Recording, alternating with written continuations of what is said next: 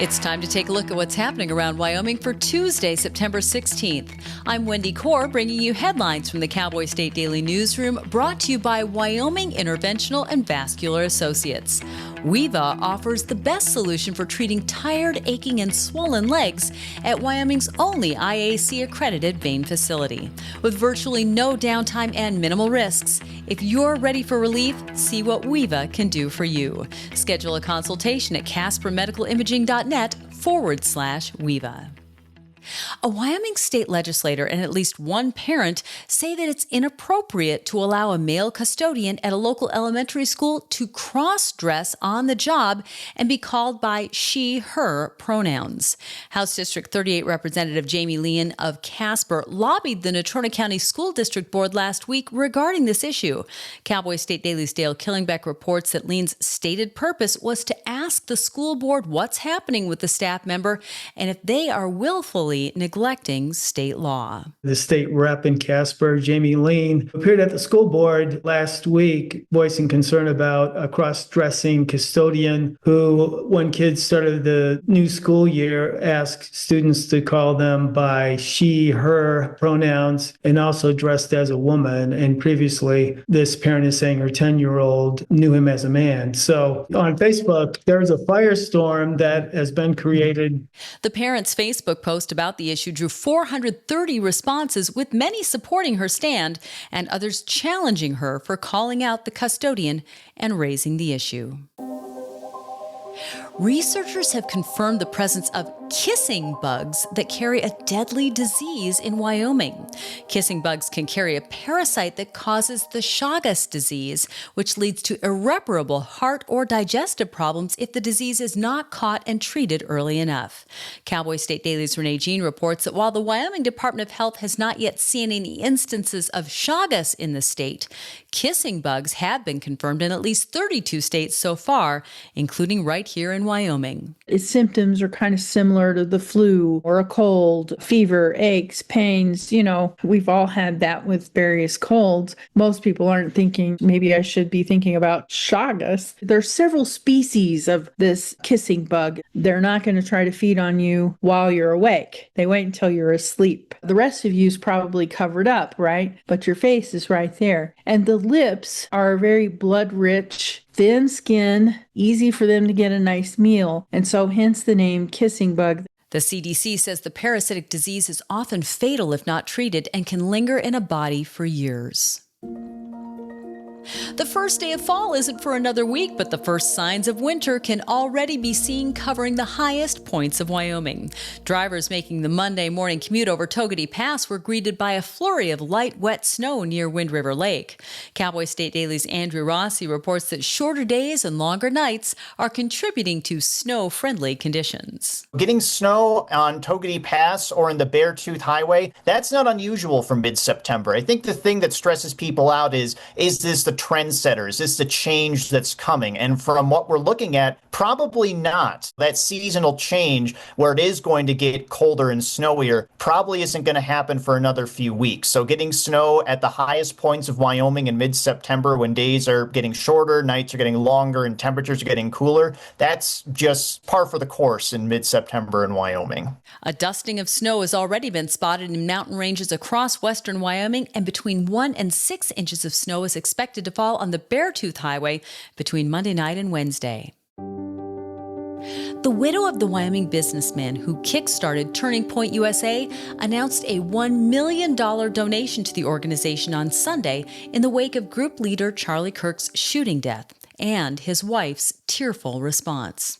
When at age 18, Charlie Kirk co-founded Turning Point USA, Wyoming philanthropist Foster Freeze wrote an early check to the organization for $10,000. Cowboy State Daily's Claire McFarland reports that Lynn Freeze's contribution is 100 times larger than that. back in like 2012-ish, we had Foster Freese seeing something in Charlie Kirk, kind of man to man. I think that there's a spark in you. I'm going to cut the first check to your organization, Turning Point USA. And it was $10,000. We reported on that. And so now we have an entirely different dynamic post-shooting of Widow to Widow, where Lynn Freese saw Erica Kirk's just very emotional, very resolved address to the country a couple days after her husband's death. And she decided, well, since you guys are getting all sorts of new chapters, I'm going to go ahead and cut $1 million check to support those.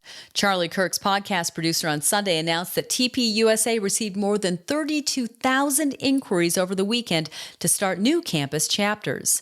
The University of Wyoming already has a Turning Point USA chapter. I'll be back with more news right after this. You never know what's going to happen. Without insurance, we could lose everything that we have.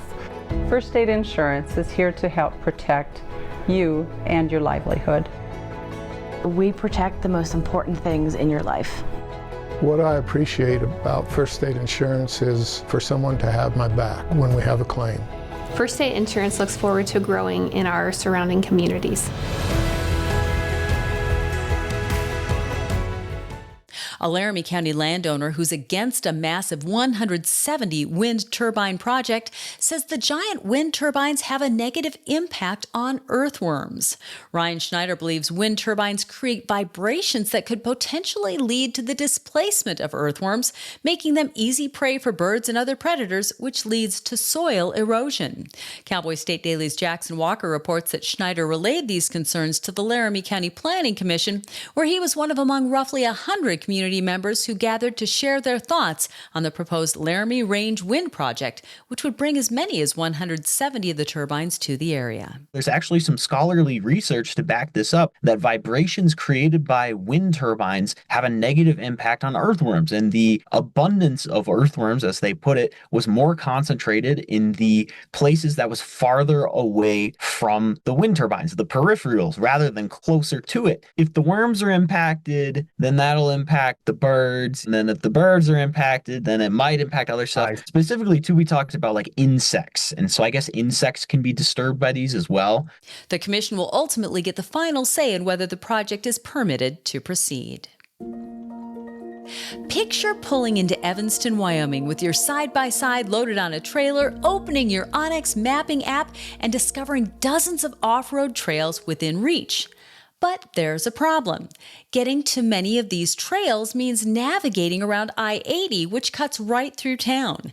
Cowboy State Daily's David Madison reports that now, thanks to legislation passed a couple of years ago, that barrier is on its way to being lifted. In 2023, the legislature recognized that sometimes ORVers need to get from one side of an interstate to the other. The Wyoming Department of Transportation today, they had a hearing, announced and took public comment on a new rule change that would implement what this legislation called for. So it's great news if you enjoy ORVing around places like Evanston, which is cut in half by I-80. And now with this new rule, it's going to turn Evanston into a more ORV-friendly base camp. For ORV enthusiasts studying their maps around Evanston, the rule change promises to unlock connectivity that's long been blocked by I-80's path through the region. Fulfilling the viral TikTok door kick challenge by kicking and pounding on people's doors while wearing ski masks or carrying airsoft guns is a stupid enough idea. But doing it in Wyoming is even dumber. The Carbon County Sheriff told Cowboy State Daily's Claire McFarland on Monday that the viral challenge could get someone killed. According to Sheriff Alex Bakken, there's like a lot of forceful pounding and kicking at a homeowner's door, often wearing masks or holding airsoft guns. And so all of that, with that reasonable person standard, it can give someone the impression, particularly if they're in some kind of a domestic violence situation or an abuse situation or some other outside threat situation, could give someone this idea like, oh, I, in my reasonable person head, believe that I'm under attack. I'm going to grab my gun. Bakken said in a later phone interview that he hasn't seen these incidents in his county, but issued the statement to warn people and fellow law enforcement agencies. And a female grizzly bear with 2 cubs disrupted an ultra marathon in Canada late Sunday when she charged nearby campers and then followed them. The Divide 200 race had to be rerouted, but nobody was mauled. Cowboy State Daily's Mark Hines spoke to a Wyoming ultra marathon runner who said that although this incident occurred in Canada, when racing in grizzly country, he always carries bear spray. There's a few ultra marathon trail races in Wyoming. There's some by Laramie, huge world-class one in the Bighorns. I spoke to a gentleman who's run quite a few ultra marathons, including some in grizzly country. He said, you just carry bear spray, period, and carry it where you can get to it. It's like anything else. You got to be prepared for it. As more people take to the mountains and forests, the potential grows for conflicts with grizzlies. And that's today's news. Get your free digital subscription to Wyoming's only statewide newspaper by clicking on the daily newsletter button at cowboystatedaily.com. And you can watch this newscast every day by clicking subscribe on our YouTube channel or listen to us on your favorite podcast app. Thanks for tuning in. I'm Wendy Core for Cowboy State Daily.